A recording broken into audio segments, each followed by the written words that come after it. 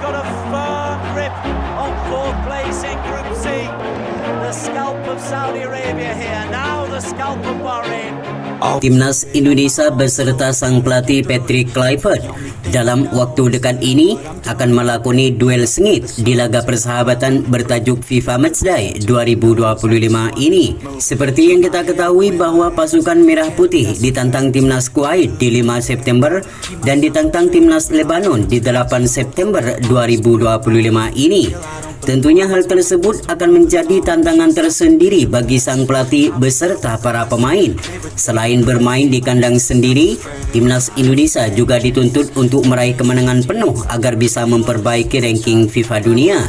Melawan Timnas Kuwait dan Lebanon ini, pelatih Patrick Kluivert sudah resmi memanggil sebanyak 27 pemain. Beberapa nama yang selalu menjadi langganan dipastikan absen, seperti Martin Paes, Ole Romini, Ivar Jenner, Rafael Strijk, Pratama Arhan, hingga Asnawi Mangku Alam. Mereka tidak dipanggil karena menurunnya performa mereka dan ada yang cedera saat membela klubnya masing-masing. Melawan Kuwait dan Lebanon ini merupakan sebagai persiapan terakhir sebelum tampil di putaran keempat kualifikasi Piala Dunia 2026.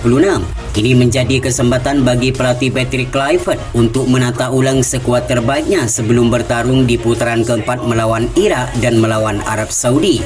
Lantas bagaimanakah Patrick Kluivert dan Alex Pastur meramu strateginya di laga melawan Timnas Kuwait dan Lebanon ini?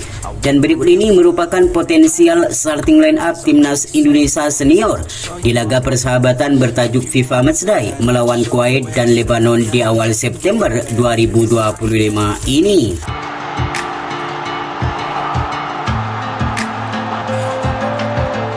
Di sektor penjaga gawang, Patrick Kluivert resmi memanggil sebanyak 3 pemain. Di antaranya ada nama Emil Audero Mulyadi, Hernando Ari Sutaryadi, dan Nadio Argawinata. Namun di laga ini Emil Audero dipastikan akan menjadi pilihan utama bagi skuad Merah Putih. Martin Paes sudah dipastikan absen karena mengalami cedera. Ini akan menjadi kesempatan bagi Emil Audero untuk kembali membuktikan kemampuannya di hadapan ribuan supporter sendiri.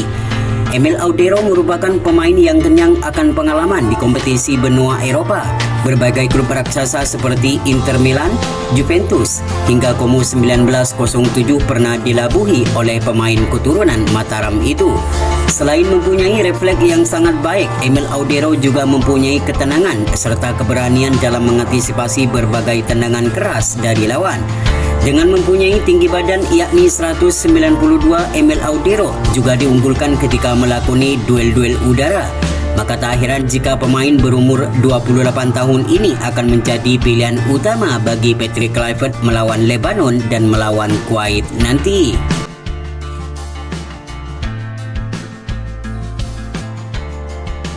Kemudian di sektor lini pertahanan, 3 bek sejajar yakni Rizky Ridho, Justin Hubner, serta Jaitzes akan kembali menjadi andalan bagi Patrick Kluivert.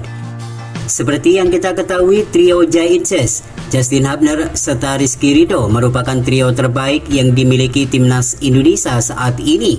Sejak trio ini dimainkan bersama, mereka hanya menelan 1 kali kekalahan saja.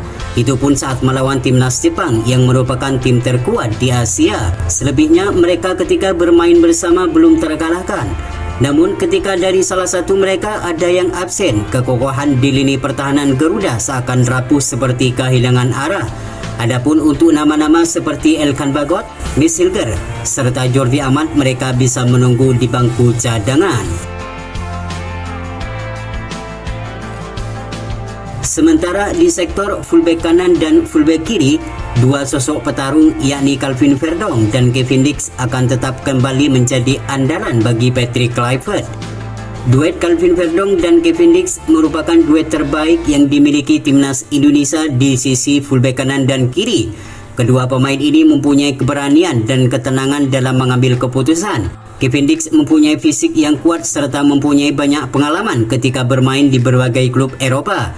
Sedangkan Calvin Verdong merupakan pemain yang paling konsisten di setiap pertandingan. Untuk nama-nama seperti Sandy Walsh, Dian James hingga Pratama Arhan, mereka bisa menunggu di babak kedua.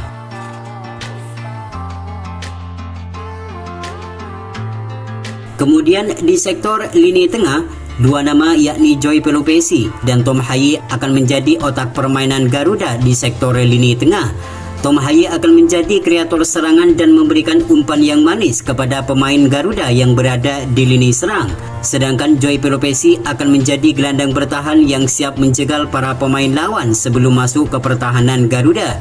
Selain dua pemain tersebut, Patrick Kluivert masih mempunyai beberapa pemain andalan seperti Ricky Kambuaya, Nathan Joaon hingga Ivar Jenner yang siap menggantikan Tom Haye dan Joy Pelupesi ketika mengalami cedera atau kewalahan.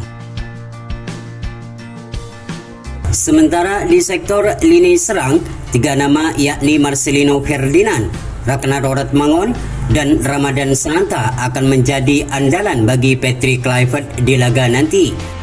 Marcelino Ferdinand merupakan pemain muda terbaik yang dimiliki oleh timnas Indonesia saat ini. Kecepatan serta keberaniannya dalam melakukan akselerasi ke pertahanan lawan sangat layak menjadi pilihan utama bagi skuad Merah Putih. Selain mempunyai kecepatan, Marcelino Ferdinand juga mempunyai kepercayaan yang tinggi yang tentunya akan menjadi nilai tambahan bagi skuad Merah Putih. Tidak hanya bisa bermain sebagai pemain sayap, namun pemain berusia 20 tahun itu juga bisa bermain sebagai gelandang serang. Selain Marcelino, di posisi ini juga ada nama Egy Maulana Fikri, Yaakob Sayuri, Eliano Renders yang bisa menjadi opsi kedua di pertandingan nanti. Sementara Ragnar Oratmangun, kita sudah mengetahui kemampuan pemain yang satu ini. Kecepatan serta kelincahan yang selalu menjadi andalannya akan membuat lini serang Garuda semakin mematikan. Absennya di dua laga terakhir saat melawan Cina dan melawan Jepang akan menjadi motivasi tersendiri untuk kembali membuktikan kemampuannya bagi skuad Garuda. Selain mempunyai kecepatan, Ragnar Oratmangun juga mempunyai ketenangan dalam mengambil keputusan. Maka tak heran jika Patrick Kluivert menjadikan Ragnar Oratmangun sebagai pemain utama di pertandingan ini. Selain Ragnar Oratmangun, di posisi ini ada juga Stefano Lillipali, Dian James hingga Beckham Putra yang siap menunggu di bangku cadangan. Ole Romini dipastikan absen karena mengalami cedera. Ini akan menjadi kesempatan bagi Ramadan Sananta untuk membuktikan kemampuannya di laga nanti. Tidak hanya mempunyai kecepatan, Ramadan Sananta juga mempunyai tendangan keras yang selalu menjadi andalannya. Tentu kehadirannya diharapkan dapat memberikan kontribusi yang maksimal di lini serang Garuda. Saat ini Ramadan Sananta bermain bersama DPAM FC dan ia sudah menciptakan 1 gol dan 1 assist di Liga Malaysia. Dengan bermain di kandang sendiri yang disaksikan oleh ribuan supporter timnas Garuda, mampukah Ramadan Sananta menciptakan di laga krusial ini? Itulah prediksi formasi line up timnas Indonesia versus timnas Kuwait di laga persahabatan bertajuk FIFA Matchday di bulan September ini. Semoga di pertandingan ini timnas Indonesia bisa meraih hasil positif agar ranking 100 dunia segera tercapai.